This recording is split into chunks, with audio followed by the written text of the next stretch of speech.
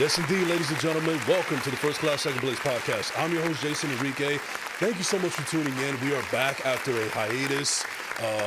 Missed you guys, and if you're looking at me right now, don't adjust your sets. This is actually doing uncharted territory right now. We're doing the show for the first time ever, live streaming here at Bravery Studios in Garfield, New Jersey. Shout out to Marv and Christian Beyond the Glass. Thank you guys so much for tuning in. So I have no guest today, but that's okay, ladies and gentlemen. I think I wanted to give myself a break as far as these guests are concerned. I love every single one of y'all, but I wanted to do something a little bit different this time. And we're already doing something different as far as the live stream is concerned. And if you watching on YouTube, you could also stream on Instagram at First Class, Second Place, and on YouTube at Jason Enrique. And don't forget to follow and like and subscribe and all that good stuff. So yeah, one of the reasons I wanted to do the solo episode was to basically let everybody know that first of all, happy belated International Podcast Day to all the podcasters out there, between the good ones and the lukewarm ones and the bad ones. All love, appreciate it. This is a beautiful community. I love being part of this community, and so a big shout out to you guys. And for those that don't know, believe it or not, and I'll set up this, and then afterwards I'll get into the actual episode. So a lot of people may not know this, but First Class, Second Place actually premiered on September 30th, 2021. And September 30th is International Podcast Day. And I didn't know that until afterwards, after when I had uploaded it. But we're getting a little bit ahead of ourselves, so let's just start from the very beginning. So one of the things I get asked a lot when it comes to podcasting in general is what made me want to get into this foray? What made me want to get into podcasting in the first place? And one of the things that I always preference myself is that I do not want to compare myself to the majority of people in the podcast community, because let's be honest, it seems like a lot of people that, especially in the podcast game, they want to do it for the monetary reasons. They see somebody like a Joe Rogan who's been doing it for many, many years, and he gets a $100 million deal with Spotify, and it's big news, and he's the biggest guy in the community, and people are like, oh, wow, maybe this is a new way to get money. This is the new wave. This is like, when I wanted to be a rapper, but I failed, and now I could do this because this is the next outlet that I could get rich off of.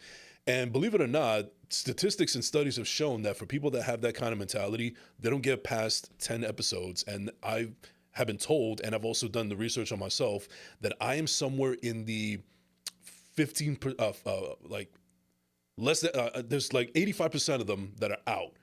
They're out by the 10th episode. So I'm somewhere in that 15% percentile, however you want to call it, however you want to do it, but I'm in there. And I'm very fortunate, and we'll get into all of that and so on and so forth. So enough of me about going all over the place, but let's just start from the beginning. So why did I get into podcasting? Well, for those that don't know, I have been wanting to be into media and radio ever since I was in my late teens. I would say like 18 or 19. I remember one of my first jobs was delivering auto parts, and I would just be on the road all day. And mind you, this is around the time when CDs were becoming a little bit obsolete and iPods were coming out, and I didn't have money to afford one yet, but I was still very much a radio guy. I was listening to the radio and studying it so hard, like if I was studying for the bar. I would listen to a lot of Hot 97. I would listen to a lot of WFAN Sports Radio, ESPN Radio, WBLS. And one of the things that I found interesting during that time when I was listening to a lot of radio was not so much about the music. I fell in love with the on-air personalities. Everybody from Ed Lover to Michael Kay to Don LaGreca to Peter Rosenberg to Mike Francesa to Stephen A. Smith to Miss Jones in the Morning to Angie Martinez and everybody under the sun. And even Michael Baisden, the bad boy of radio, as he called himself back in the day. And I found myself emulating these people while I'm in the car. And embarrassingly enough, I would even catch out of my eye, from the side of my eye, that people in the other car would look at me looking like I'm crazy, like I'm talking to myself. And I didn't even have a Bluetooth or anything like that. They're just wondering, what the hell's wrong with this guy? Huh? And basically, it was just me emulating and I guess subconsciously working on my craft. And then during this time, they will also run a lot of these commercials for the Connecticut School of Broadcasting. Now, at the time, it was in Hasbrook Heights, New Jersey. And the best of my knowledge, there's still one out in Cherry Hill. So if there's anybody around that area that wants to get into this medium, into this racket, basically giving a little bit of free promo to them. But don't quote me on that because I don't know if they're still located there. But at the time, I wanted to go to the one in Hasbrook Heights, New Jersey, because it was just, I'm in Bergen County at the time. And long story short, it was going to cost me an arm and a leg. The job that I had, I could barely pay rent. I was helping my father out at the time, God rest his soul. And I basically said, maybe maybe I'll just come back to this when I can. Maybe I got to save up some money. Maybe I got to find a better job. Maybe I got to find out that I have some kind of inheritance. I don't know. But I wanted to do it so badly. And I felt like I was in my element when I did the free trial. But ultimately, I didn't have the funds to support it. So then it went bye-bye. And I never thought about radio again. Then next thing you know, for the next couple of years, radio is a dying industry. And then all of a sudden, podcasts start blowing up. And it wasn't until the pandemic when it really started blowing up. And I saw other people doing it. I was still listening to terrestrial radio, specifically sports radio. And anybody that knows me knows that I'm a big sports fan. So I'm going through it. And I'm also going back to that kid that was emulating and pretending to be these guys on the air again. And not only are they doing their own radio shows, but they also have podcasts as well. So then I start thinking to myself, well, maybe podcast is the way to go. Maybe this is the way that I could go back to finding that passion that I really had back in 2005, 2006, and a little bit in 2007. Excuse me. So I went out and did what anybody said that they were going to do as a podcast. They wanted to get their friends together.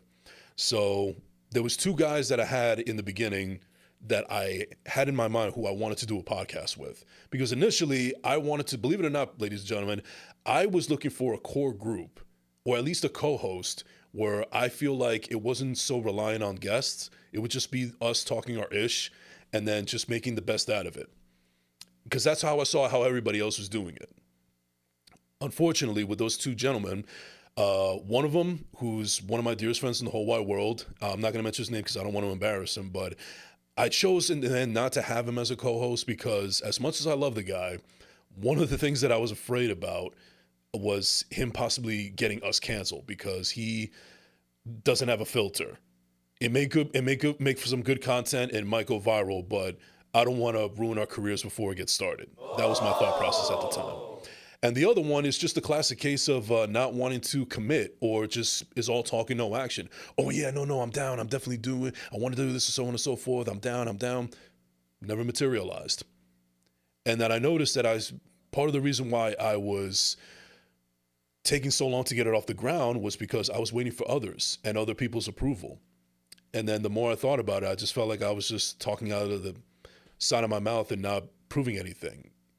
You know, I became that guy that was all talk and no action, and that's a shitty place to be in if you're a person of my caliber, for lack of a better term. So I said, "Fuck it, I'm just gonna do this myself." I recorded my very first episode. I had bought all the equipment from Best Buy and so on and so forth, and this is during the middle of the panini, as Marv would say, and excuse me. And then I start setting it up, and then I figure out all these YouTube tutorials on how to set it up and how to make it look and so on and so forth. I have my notes with me. Okay, I'm ready to go. I record my very first episode in my bedroom, and it was a complete disaster. I was stumbling all over the place. I wasn't thinking concise. I wasn't thinking clearly. I didn't know if I really had the chops to do this. I felt like a fool even just talking to myself. And then to add to boot, my beautiful dog, Monty, love you, Monty, if you're at home. No, you are home, I'm sorry, but you're at home and I love you very much. He was not being cooperative. He was being a pest. He kept on scratching, kept on crying, and it was just not working out. So I said, fuck it. It's just not happening today. I need to regroup and figure this out. And anybody who knows me and really, really knows me, I am my harshest critic. I have a tendency to put myself down harder than most people, and I don't know where that comes from. Still doing the work on myself as I am every day. I don't think that everybody gets fully healed, so to speak. So then I decided tonight's not the night, and I put it away, and then I didn't touch the microphone for about maybe a month and a half later. And then I started reverting back to that guy who I felt like was all talk and no show. So then I said, screw it. It's not going to be perfect. It's not going to be the way I want it to go. But if I don't do this now, it's never going to happen. So then I take my equipment and I go into my closet where it's soundproof.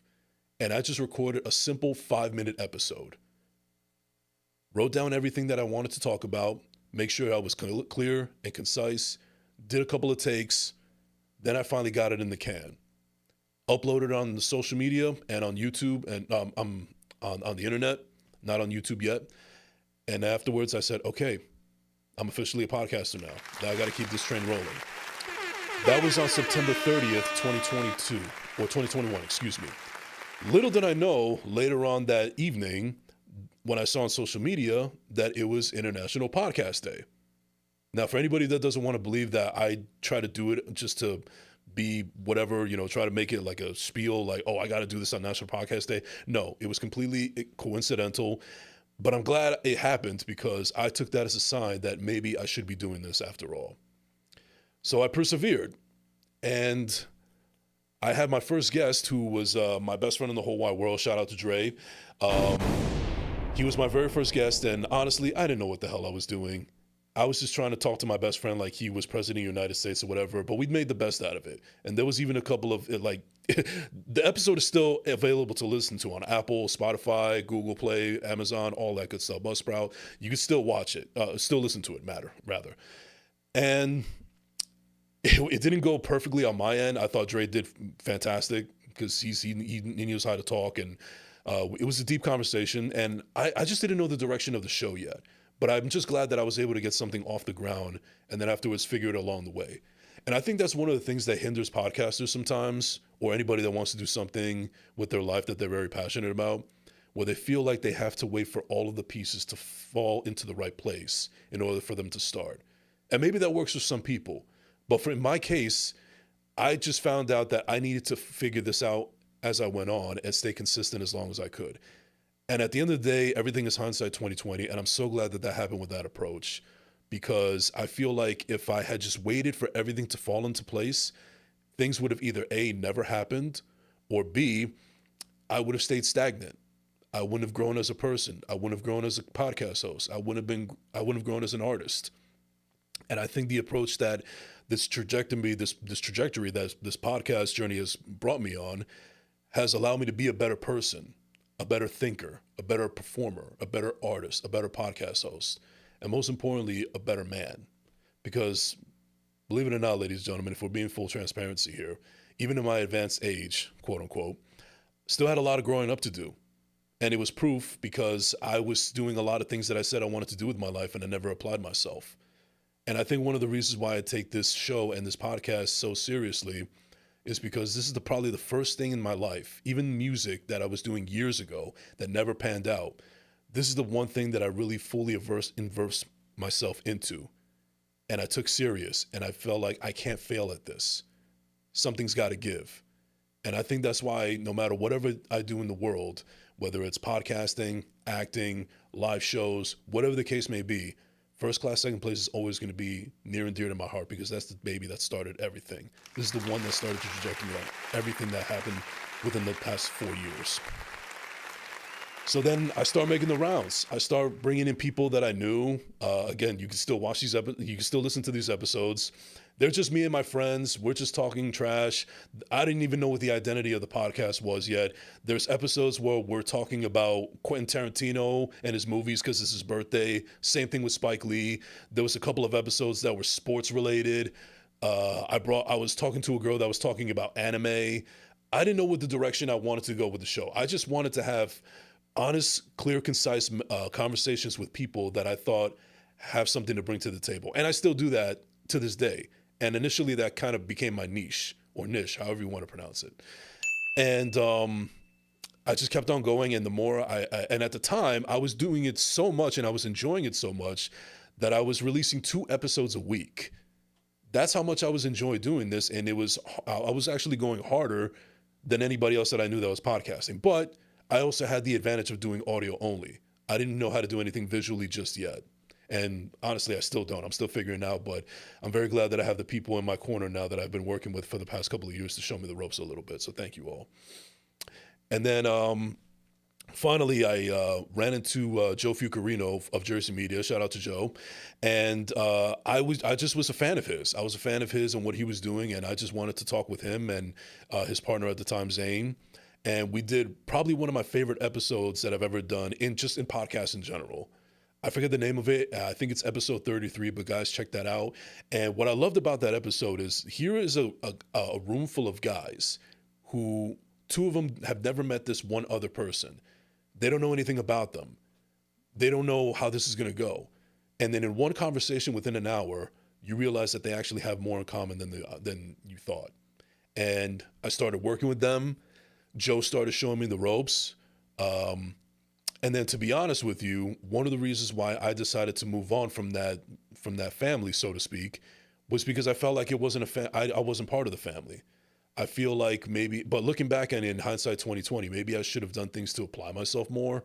I should have just not naturally assumed that, okay, I'm working with these people now. This is a family unit. I'm one of them and they're one of me. I'm going to ride for them like they'll ride for me. But I could have handled it differently. And then I also remember one of my friends, shout out to Marissa Tong from the Let's Just Be Real podcast, one of my dearest friends in the whole world, and who I think is a phenomenal talent, which I respect to an absurd amount degree.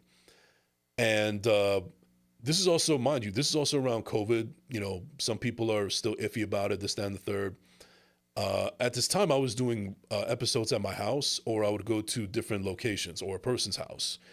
To respect Marissa's wishes, I was not going to have her come to my house. I was not going to go to her house.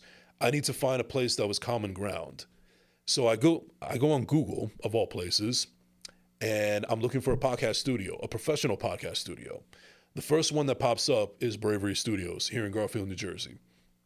I meet Marv Perdomo. Shout out to Marv, aka the King of Podcast. And I dig the guy's vibe just from that one initial meeting. And then we did the episode, me and Marissa. I had a good time. And this is before she started podcasting. And I will say in some ways she's even better at me. She's excelled at me in a lot of ways. So definitely go check her out. And she's just a phenomenal person and a phenomenal content creator. So please go support and check her out. And then finally, I think the one episode that really set it over the top for me with a lot of people, like, oh, okay, this is the guy that people need to check for and look out for. And it was also a dream come true when I was able to get on my show one of my radio heroes of all time, Mr. Joe Beningo.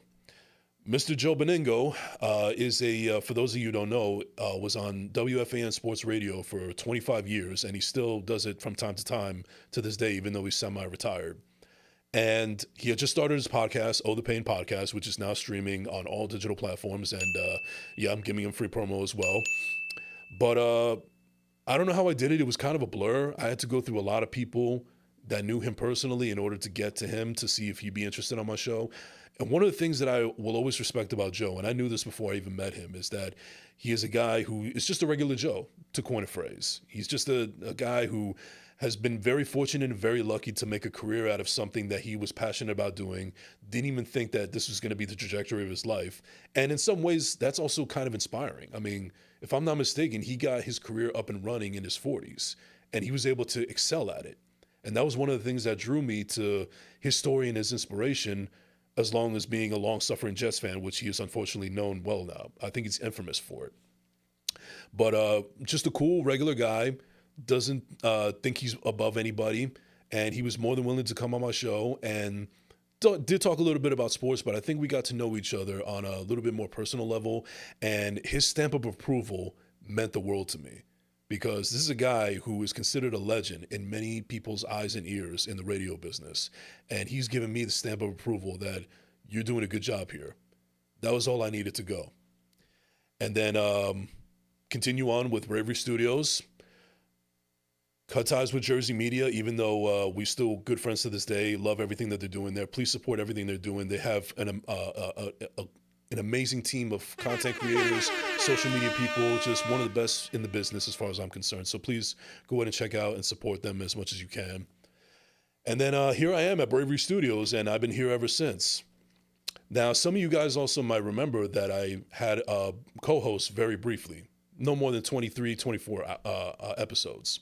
That didn't last, and I'm not going to get into all the specifics about it, but one thing that was kind of a healing factor for me, based on everything that went down, was Several people said that that was probably the best thing that could happen to me, because not anything against the person, but that you really didn't need anybody to do it. You were doing fine by yourself. So why are you going to add another chef into the kitchen? So I took that approach and I persevered. And it was also fitting that it was complete on the first, through all that span, it was through the first 100 episodes. And if you guys want to go ahead and go check them out, go ahead, but just let you know it is not at my best. And I'd like to think that I've excelled in a lot of ways since then. But if you're interested, go ahead. You want to have a good laugh at my expense, go wild. But we're almost approaching 200 episodes. And it wasn't until episode 101 where, if you watch that episode, and I want to give a shout out to one of my dear friends, Joel from Meta, who was on that episode with me.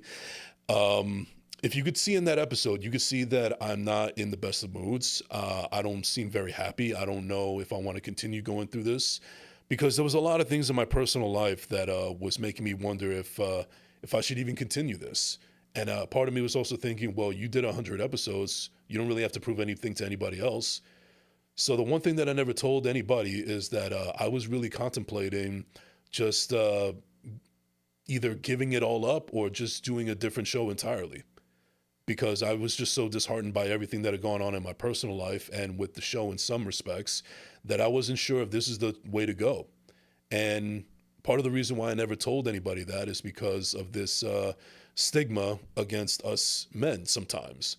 Like, yeah, we can complain, but who would really listen? That was my mentality at the time.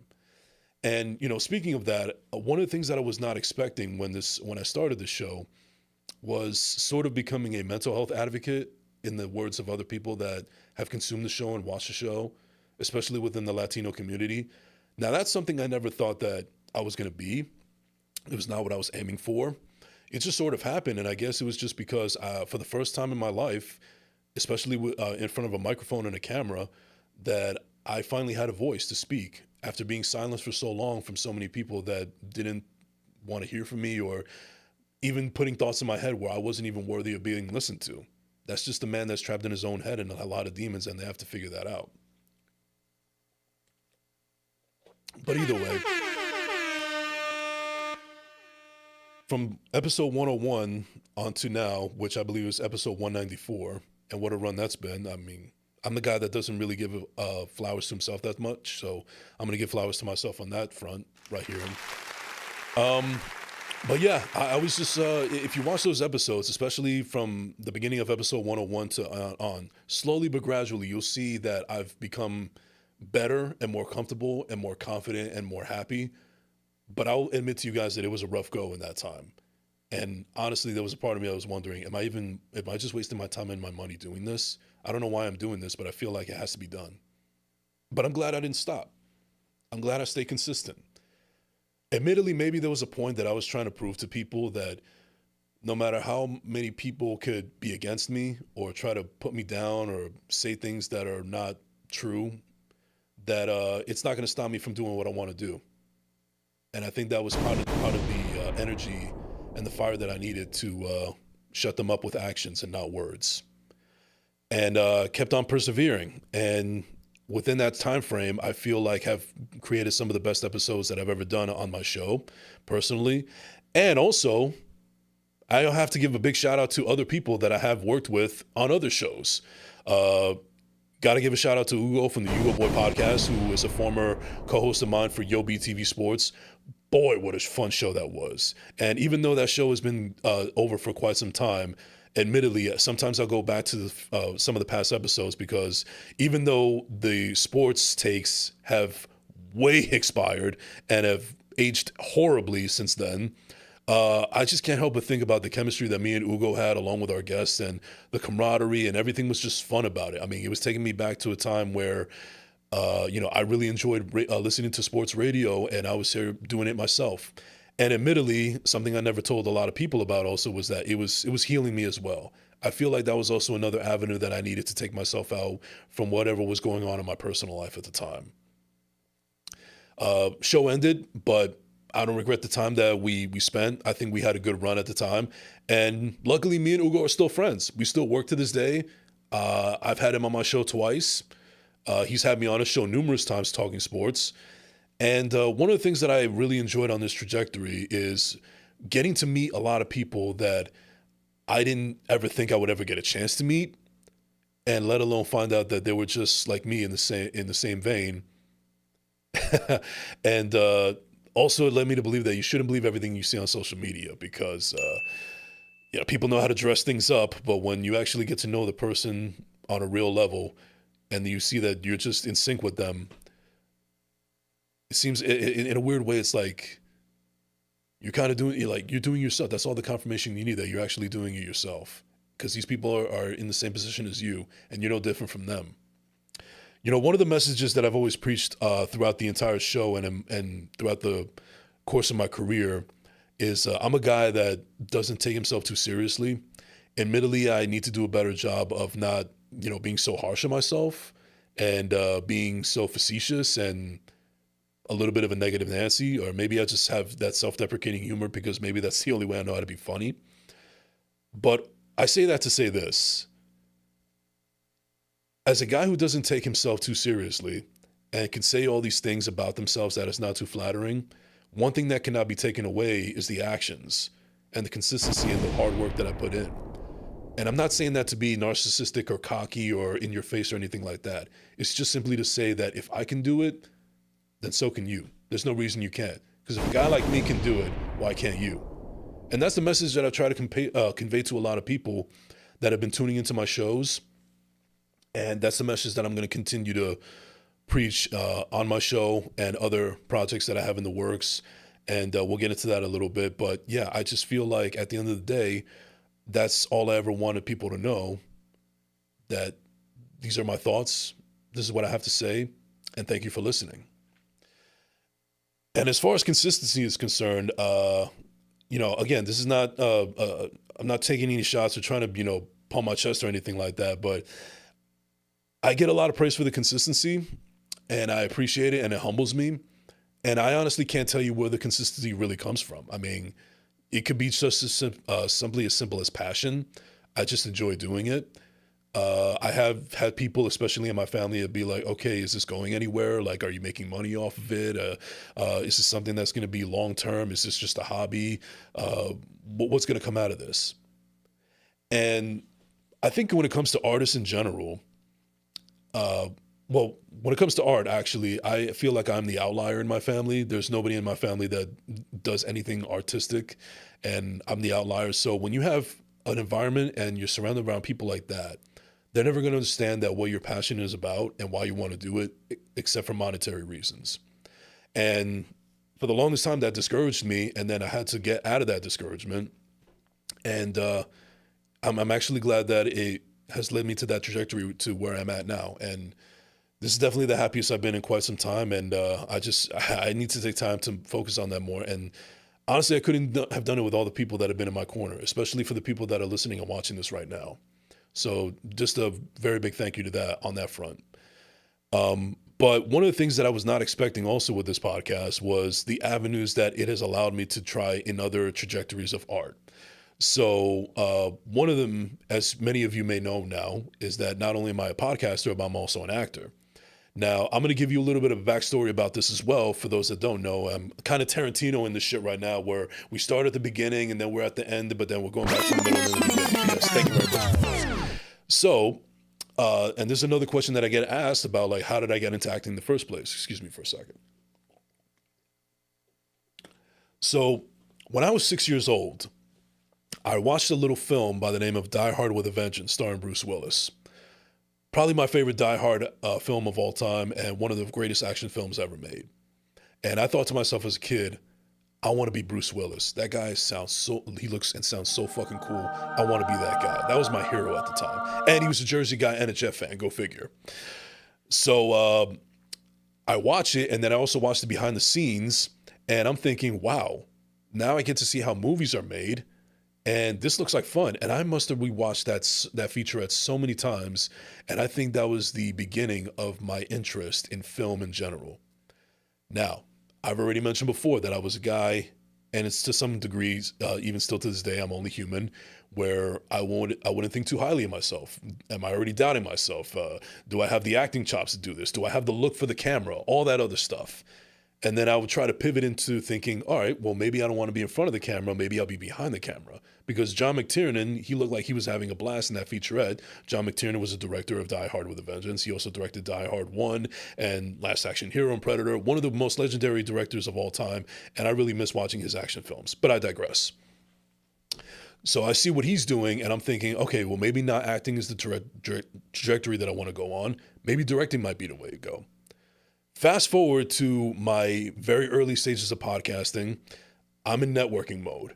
Now, one thing that I didn't realize about myself until I started podcasting is that I'm a little bit introverted. I'm cool, I'm calm, I'm collected. I like to be by myself. I don't like being in large crowds all that much, so to speak, honestly. But when I flip on that networking switch mode, I'm a beast, humbly speaking. But I'm a beast when it comes to networking. And and it's proven with my track record of guests on the show. You are watching a master at work. What he said. So then I go to a film festival in Newark, New Jersey. Shout out to everybody at Cityplex. And I happen to meet a bunch of talented young kids that were working on a show on YouTube called Nights. And at the time, not only was I networking and looking for people to come on my show, but I was also trying to get people to know that, hey, I really want to dip my feet into the acting pool, so to speak, the proverbial acting pool. And these guys wanted to work with me. They thought I had a tremendous voice, and they also thought I had tremendous hair. And I'm like, thank you. And they were working on season 3 of the show. They had a part for me in it. And I'll admit that I was really focused on voice acting, not so much acting, because I haven't had that much experience in front of the camera, even with the podcast. But I said, you know what? I'm just going to go for it. I mean, because it's something, got to get my foot in the door some way, shape, or form. Got to build up on my craft. And you never know. Tomorrow could be your last. So let's just go for it. And I'm so glad I did it. And I had so much fun with it. And, shout out to Jean Sebastian and everybody else at Nights. There'll be some more with that going in the project, going on in the future with that project, but we'll get that when we work out all the kinks and so on and so forth. It's still to be determined. But the point is that was my first foray into acting and a little bit of directing. And I'm also glad that my opportunity to direct happened, because not only did I fill out a dream that I said that I wanted to do since I was 9 years old, but it also made me realize that, maybe I was just using that as an excuse to hide me from what I really want to do, which is acting. And at this time, I already gotten comfortable being in front of the camera and talking to the masses, so to speak. So then I said no thank you to the director chair, and I wanted to go full swing on the acting thing. And I've been very fortunate to have been in several projects. I've been in The King of Newark 3. I've been in Love and Hatred in Megawave City. Shout out to Love Your Films and shout out to Royal Family Films. I have been in Uncle Sid. Shout out to Andromeda Productions. And more down the pipeline, and we'll continue that as go. And I'm also taking my first foray into making my own short film, but more details on that when the time has come. But just be on the lookout for that, ladies and gentlemen. But I'm the point that I'm getting at, and I'm saying that to say this, is that it's amazing how you go on one trajectory and then it takes you on several others. And the key is just to not forget where you come from.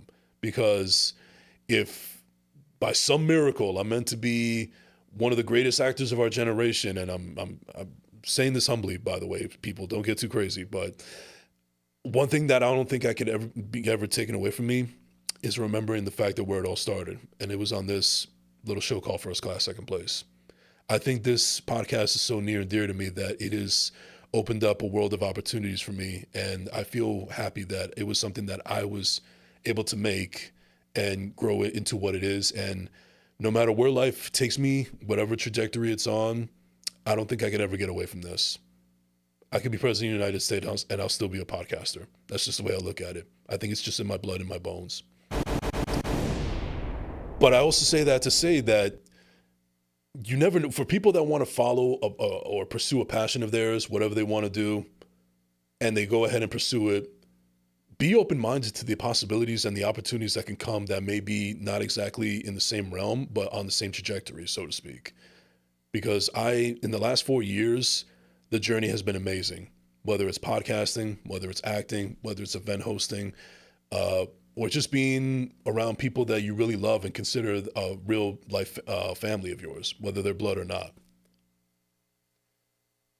And now also we are at episode 194. This is what you're watching and listening to right now. And just saying that, it's just amazing to think that this all started off in a closet, soundproof closet in an apartment in Hackensack, New Jersey, leading all the way to Bravery Studios, which is this phenomenal studio that you've been seeing here for the last couple of years now. Yes, what he said. So yeah, that was basically everything that I have as far as like where my podcast journey is concerned and where it has led me to. And I want to thank everybody for taking the time to listen to this episode. I think that I couldn't have done this without you guys. I don't think that I would have found myself without you people. I want to thank you for listening. I want to thank you for watching. I want to thank you for caring. I want to thank you for liking, subscribing, and supporting. It really means the world to me.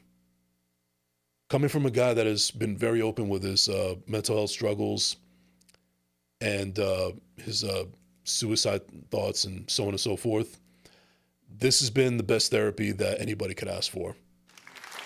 This has really saved me in more ways than people realize. And as consistent and as driven as I am to do the show, the reality is I couldn't have done this without you guys. Every single time I'm in front of a microphone and in front of a camera, yeah, I'm having fun with it. Yeah, I'm enjoying it. And yeah, I do feel like I'm good at it. But it's also a part of me that also wants to let you know that you guys can do it too. And when that happens for you as well, I'll just be as proud as you have been proud of me. And I think that's going to do it for this episode of First Class Second Place. I want to thank a couple of people right off the bat real quick.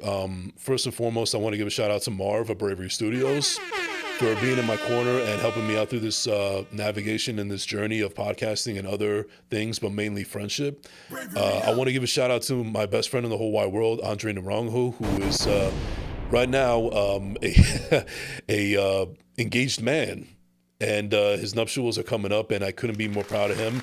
I never thought that I would have the opportunity to be a best man, and that's finally happened. So thank you very much for that, and thank you for being a real brother, even more than a blood one could be.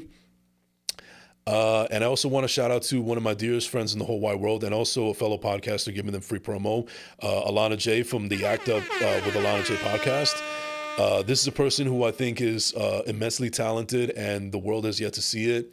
And yes, I'm giving a little bit of free promo, but I say that to say that she has really helped me out in this trajectory and inspiration to keep on going, because I've seen the work that she's done, and I think that she is an absolute inspiration to anybody that wants to do something with their life. And she has inspired me, and I know that she will inspire you guys. Yeah.